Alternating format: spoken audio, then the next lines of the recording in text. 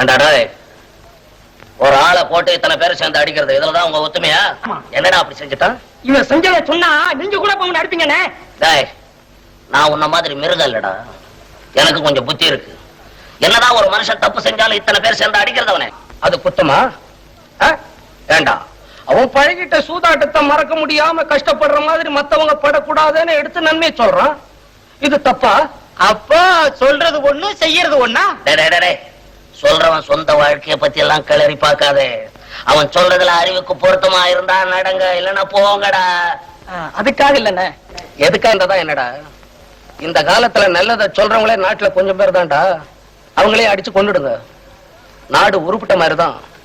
அதனாலதான் நாகரிகமும் வளரல, நல்ல புத்தியும் வளரலன்னு ரொம்ப நாளா சொல்லிட்டு இருக்கேன்.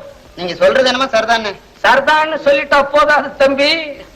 நல்லத சொல்றவன நாட்டுல வாழ வைக்கணும்ன்ற உண்மையான எண்ணம் உங்களுக்கு எல்லாம் இருந்தா ஆளுக்கு ஒரு புஸ்தகம் வாங்கி அவனை ஆதரிங்க.